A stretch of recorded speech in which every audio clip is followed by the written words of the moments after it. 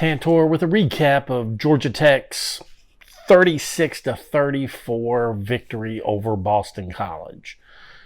In a game that should have been a walkthrough, it ended up Georgia Tech had to pull it out with a late field goal with 14 seconds left on the clock to get the narrow victory. Never complain about a win. Take all your wins. And I will definitely take this one. But Boston College thoroughly outplayed Georgia Tech. We'll go with what I like and what I didn't like, and we'll start with what I like so that then I can completely eviscerate the coaching staff for Georgia Tech. All right, what I like the offensive line at Georgia Tech. Man, they just kill people. The offensive guard, Rutledge, I voted for him. One of the top 4 offensive linemen in the country. All right, I gave him my vote. So I think he's tremendous. He puts guys on their butts, period. And there's really not another guy nationally that does that. Just puts defenders on their backside. And that's what he does. And he did it in this game repeatedly. All right, the wide receivers, man, they played tremendously. I mean, Malik Rutherford, Rivers, Allen. I mean, Allen was a threat rushing. Allen had 65 yards rushing on that little jet sweep. He was fantastic. But Malik Rutherford had over 100 yards receiving. So did Rivers. They were open all game long. Holsley had 107 yards rushing. Those guys were tremendous. Our offense was tremendous. The offense was absolutely fantastic. I mean, we easily had over 600 yards total offense. Haynes King was tremendous. He was great. He had 371 yards passing.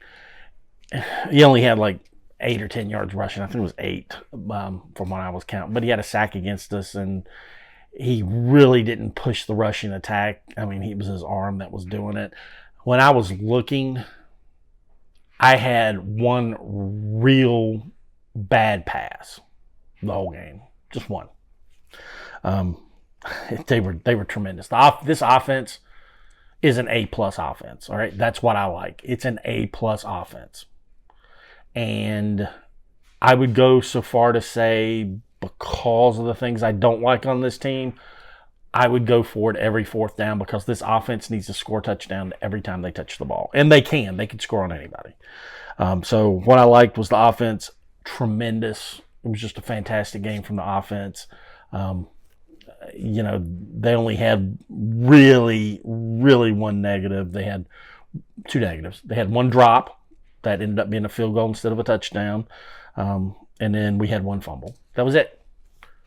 Two plays, and there was a sack. So we had 3 negative plays on offense. 3 negative plays on offense, and we had over 65 plays for the game.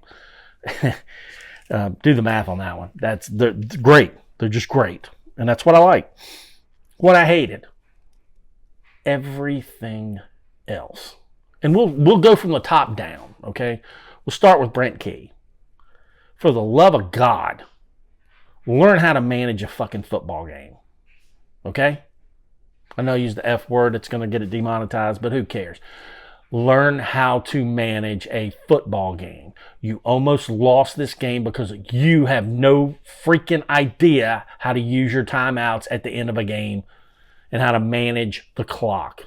Hire somebody. There's got to be money in the budget for some stooge to stand over there and manage the clock for you. Okay? Your inexperience is showing. Stop that crap. You're better than that.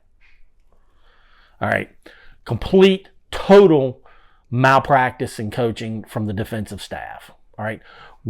At the beginning of the year, we had a bad defense, but they were making plays. It looked like, and I could be completely wrong on this too, but this is from what my observance was. We were playing a single gap defense at the beginning of the season. We have some football players on the defensive side of the ball.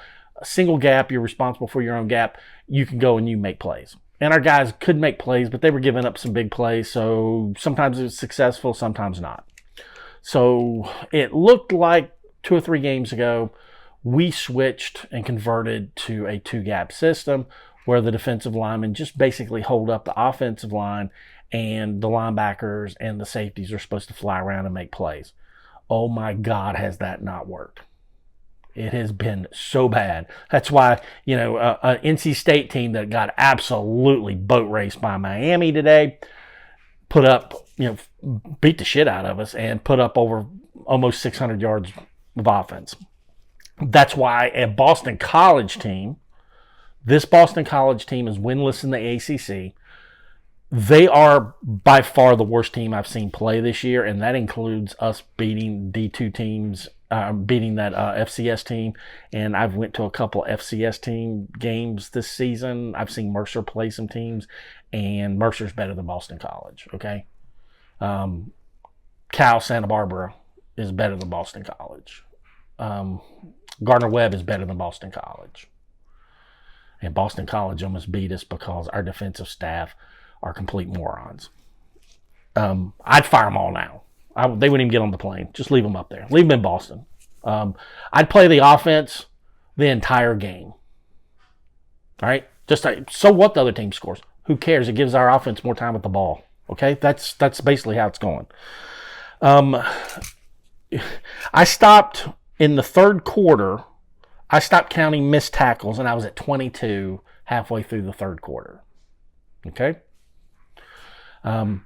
This team on defense, they can't run with anybody. They can't tackle. They can't get off blocks. They can't cover. They can't play man defense, and they can't play zone defense. Okay? Now, that means they can't do anything right. The coaching of the zone defense is just miserably bad. I mean, Boston College, they watch film. They see the same thing that anybody that's ever played the game watches. Our linebackers don't drop deep enough, and our defensive backs are too terrified of people running past them, and they're playing deep. There is a 20-yard gap that you can complete passes in, and they did repeatedly, to the tune of 362 yards passing. And I guarantee you, without even looking it up, Boston College didn't have anything close to that offensive performance this season. All right. And then the next thing, because we're playing 2-gap, that completely destroys our rush defense. And we gave up 175 yards rushing. All right. We're simply missing tackles. And our defensive ends are so bad, and they are that bad. They just go straight up the field and just get pushed off. So there is a gap between our defensive tackle and the defensive end that anybody can run through. And obviously NC State did it. BC did it too, all game long. And when a defensive back or linebacker just happened to get there, they'd miss the tackle. Big plays. That's all we do is give up big plays. So with our defensive ends being, so unproductive, and they are. I mean, they're no pass rush whatsoever. And we got to hear that from the coach that's announcing the game, which I hate watching these games with announcers. Oh, my God. I can't even stand listening to West Durham, and I love West Durham. It's just a waste. I mean, we're out there playing teams 11v9. Our defensive ends are running straight up the field and taking themselves out of the play. They didn't contribute anything. I looked the whole game. Our defensive ends never contributed positively to one play on defense. Not one. All right. Now, we used to, back in the day when I was doing the podcast at Coaching Crew, we would never criticize college players. But these guys, they're getting NIL money now. They're professional players. They can take the criticism. They're being poorly coached, and they're playing even worse. So poor play, poor coaching, poor defensive scheme equals giving up 537 yards of total offense to the worst team in college football. All right? Let that sink in on you there. It's just the defensive backs, you just break it down. Free releases on receivers. Linebackers still can't play zone defense. Now they're missing tackles, and you got Eford out there who is a just destroyer, and taking him out of what he does best. I mean, he plays one gap forward, taking out his hole. Boom. Anything standing in his way goes down. And you're eliminating what he does best from his game, from your defensive scheme. It's horrible.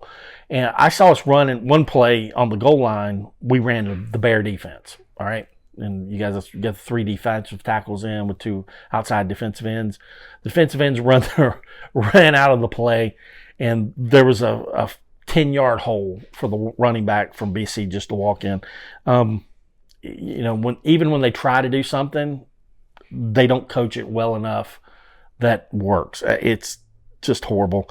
The defensive line, when they're playing this 2-gap, they're standing up. And their first move is to stand straight up, all right, instead of trying to reestablish the line of scrimmage in the offensive team's backfield.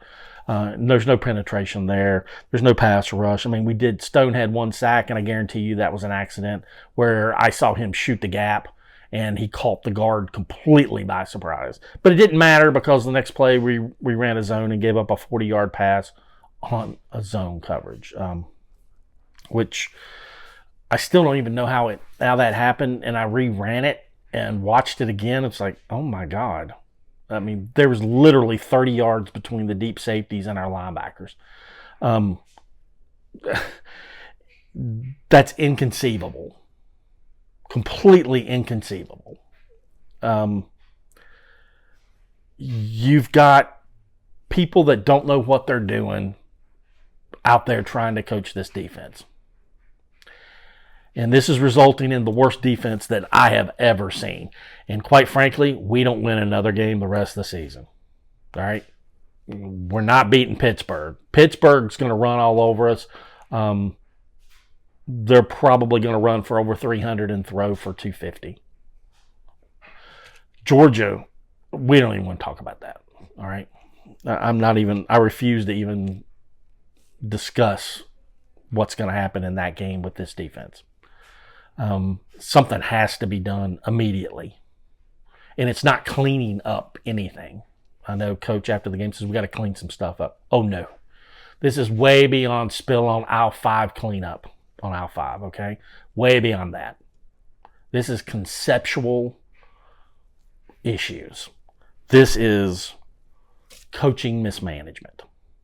Bottom line, it ain't working.